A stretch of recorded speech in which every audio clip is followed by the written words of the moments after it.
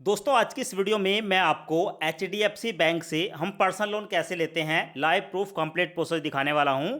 उससे पहले आप यहां पर देख सकते हैं एचडीएफसी बैंक से जब मैंने पर्सनल लोन के लिए अप्लाई किया तो मेरे को मैक्सिमम 30,000 रुपये का अप्रूवल मिला है। यहां पर आप देख रहे हो। और इस 30,000 रुपये के लोन को मैं 12 महीने, 24 महीने, 36 महीने, 48 महीने और 60 महीने तक के लिए ले सकता हूं।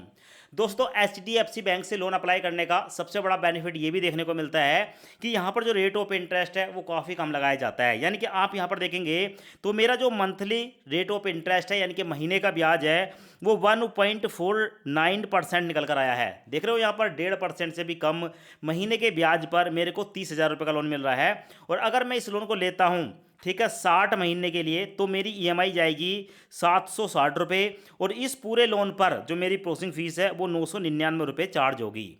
अब दोस्तों आपकी जानकारी के लिए बता दूं, अगर हम एचडीएफसी बैंक से पर्सनल लोन अप्लाई करते हैं तो हमें दो तरीके से लोन मिलता है। एक लोन मिलता है जब हम, ठीक है, आधार कार्ड पैन कार्ड की डिटेल डालकर लोन के लिए अप्लाई करते हैं तो वहां पर भी हमें अप्रूवल मिलता है। और दूसरा लोन होता है जब हम क्रेडिट कार्ड से लोन अप्लाई करते हैं। यहां पर आप देख रहे हो मेरे पास ये एचडीएफसी बैंक का क्रेडिट कार्ड है, तो ये लोन मैं, ठीक है, इसी क्रेडिट कार्ड की मदद से लेने वाला हूं। अगर आपके पास भी एचडीएफसी बैंक का क्रेडिट कार्ड है तो आज मैं आपको क्रेडिट कार्ड से लोन अप्लाई करने का प्रोसेस बताने वाला हूं। अब देखो, लोन अप्लाई करने के लिए एचडीएफसी बैंक की वेबसाइट पर जाना होता है और वेबसाइट का डायरेक्ट लिंक आपको इसी वीडियो के डिस्क्रिप्शन में मिल जाएगा। अब यहां पर आपको देखने को मिलेगा enter your registered mobile number. आपके क्रेडिट कार्ड के साथ लिंक जो फोन नंबर है, यहां पर अपना फोन नंबर डालेंगे, अपने क्रेडिट कार्ड के लास्ट 4 डिजिट यहां पर डालेंगे। नीचे आपको देखने को मिलेंगे इनके 3 term and condition. In condition को एक्सेप्ट करना होगा तो पहले वाले बॉक्स पर क्लिक करेंगे। उसके बाद आपके सामने कंसेंट आएगा, एक बार इस कंसेंट को पढ़ लेंगे।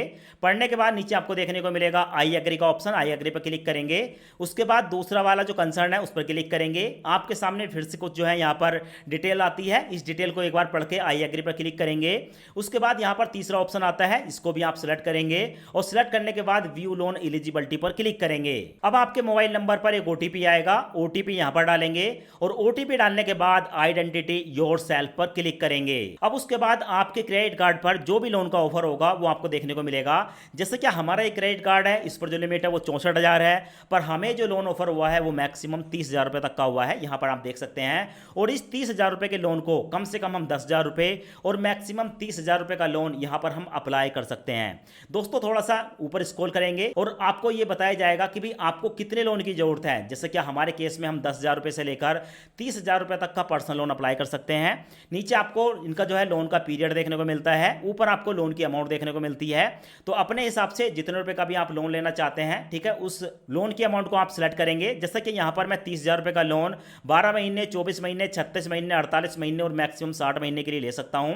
अगर मैं 60 महीने के लिए 30,000 रुपए का लोन लेता हूं तो मेरी ईएमआई जाएगी 760 रुपए और 1.49% मंथली हमारा जो है वो रेट ऑफ इंटरेस्ट रहेगा, ब्याज रहेगा।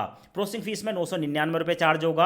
अब यहाँ पर मैं आपको 10,000 रुपये का लोन 12 महीने के लिए अप्लाई करके दिखाने वाला हूँ। अगर मैं 10,000 रुपये का लोन 12 महीने के लिए लेता हूँ तो मेरी ईएमआई 924 रुपये जाएगी, ब्याज रहेगा मेरा 1.62% और प्रोसेसिंग फीस में 999 रुपये जाएगा। अब अगर आपके पास एचडीएफसी बैंक का सेविंग अकाउंट है तो आप पहले वाले ऑप्शन को क्लिक करेंगे।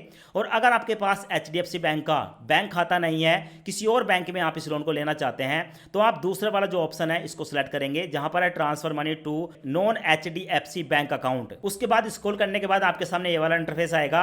अब यहां पर आप अपने बैंक का आईएफएससी कोड डालेंगे, अपना बैंक अकाउंट नंबर डालेंगे, फिर से बैंक अकाउंट नंबर डालेंगे। उसके बाद आपको देखने को मिलेगा यहां पर 1 रुपया हमारे बैंक अकाउंट में ट्रांसफर किया जाएगा, ये चेक करने के लिए कि हमारा जो बैंक अकाउंट है वो एक्टिव है या नहीं। स्क्रॉल करने के बाद आपको पूरी डिटेल देखने को मिलेगी। जैसा कि आपका लोन का अमाउंट 10,000 रुपए है, हमारा जो ब्याज रहेगा 1 साल का वो 19.44% रहेगा।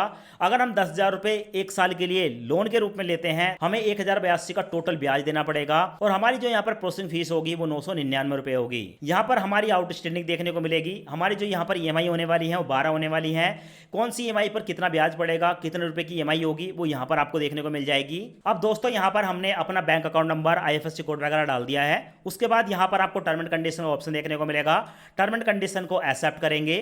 जैसे यहाँ पर टर्म एंड कंडीशन को एक्सेप्ट करते हैं, कन्फर्म का एक ऑप्शन आता है, कन्फर्म पर क्लिक करेंगे। अब उसके बाद दोस्तों हमारे बैंक अकाउंट में 1 रुपया ट्रांसफर किया जा रहा है। यहाँ पर आपको देखने को मिलेगा 1 रुपया जैसे ट्रांसफर हो जाता है तो हमारा बैंक अकाउंट वेरीफाई हो जाता है। तो हमारे पंजाब नेशनल बैंक में 1 रुपया ट्रांसफर हो चुका है, यहाँ पर आपको देखने को मिलेगा। और 1 रुपया ट्रांसफर होने के बाद हमारे सामने आता है HDFC बैंक की तरफ से, ठीक है, यहाँ पर एक OTP। अब दोस्तों जब तक हम ये OTP यहाँ पर नहीं डालेंगे तब तक जो लोन का अमाउंट है वो हमारे बैंक अकाउंट में ट्रांसफर नहीं किया जाएगा। तो भाई ये जो हमारा OTP आया है, इस OTP को मैं यहाँ पर डालूंगा, उसके बाद कन्फर्म पर क्लिक करूंगा। उसके बाद हमारे सामने आता है congratulation your loan is approve.